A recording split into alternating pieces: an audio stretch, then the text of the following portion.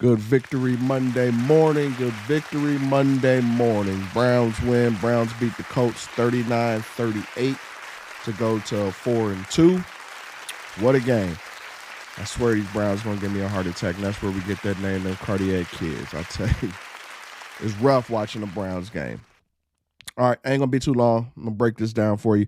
Browns win. It's back-to-back wins. These are two wins that the Browns have typically lost. Last week against the 49ers, usually when a team that good comes into Cleveland, we putting our third-string quarterback on the field. It's usually a 50-7 type game that we lose. We came out and won that game. Played an amazing game. Shut all the haters down. Played an amazing game. This week, third-string quarterback has to come in again. We're going to get to Deshaun Watson later. Give up 38 points. Our vaunted defense, I think they've been reading their press clippings. We're going to get to that later, too. Refs make some questionable calls late in the game. Now, one of them was a legit call, the holding call on Amari Cooper. You can't do that. That's a good call. The pass interference on Donovan Peoples-Jones in the back of the end zone, kind of shaky. But guess what?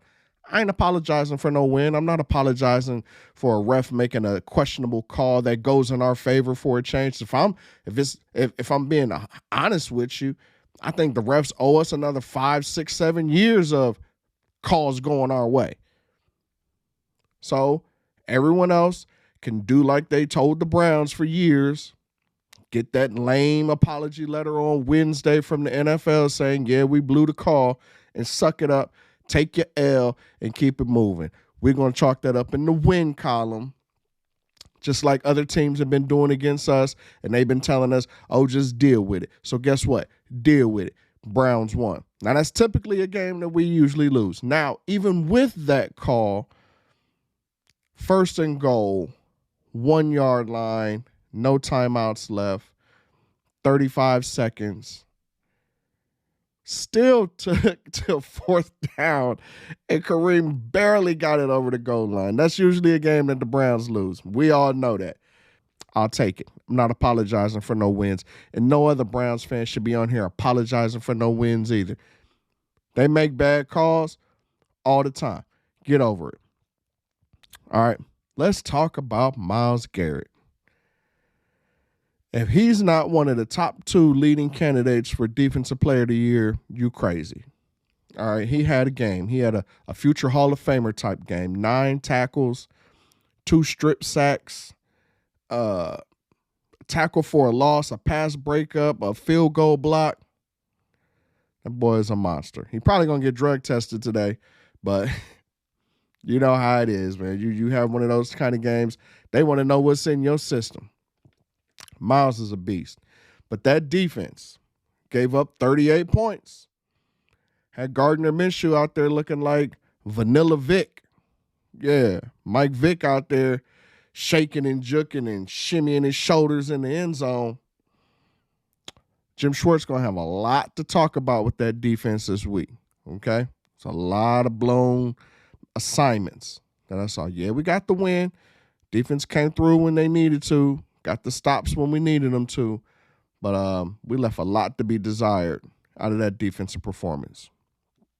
Now, Stefanski, people are still trying to run him out of town. Like, y'all still want to fire Stefanski? Like, I don't get this, Browns fans. Why we still want to fire the coach? We're 4-2. Have you seen the quarterback play lately? Okay. To win 2 games with a P.J. Walker, to put a game plan together to get just enough points, to get just close enough, and to get our field goal kicker, which is having an amazing year, to get Hopkins just close enough to get them field goals, and y'all want to run him out of town? Come on now.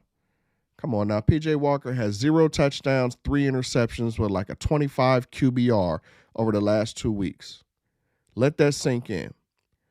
We still managed to get 39 points with our third-string quarterback that didn't throw a touchdown. Let that sink in. You can say, oh, yeah, the defense won that game for us. Yeah, the defense gave up 38 points. But Stefanski put a game plan together to get just enough to come up with the win. Now, some of those plays, that was on the players. Some of those plays, I seen some players wide open. I watched the all 22. There was players wide open. Just didn't get them the ball. That shovel pass to Njoku hit him in the face. That's a good play call. He catches that. He falls in the end zone. That's a touchdown. Luckily, it was a shovel pass and it was incomplete. There was multiple plays that were good play calls, just didn't execute. Our fans, we need to chill with this, trying to run the coach out of town, okay? Now, let's flip this around, because had we had a quarterback throwing for 400 yards, 4 touchdowns, but we're 2-4, you would say, oh, we need to get rid of the coach. We're not winning games. I don't care how many points we score. We're not winning games.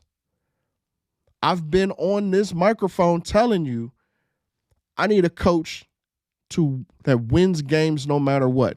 I don't care about how pretty it is, how ugly it is.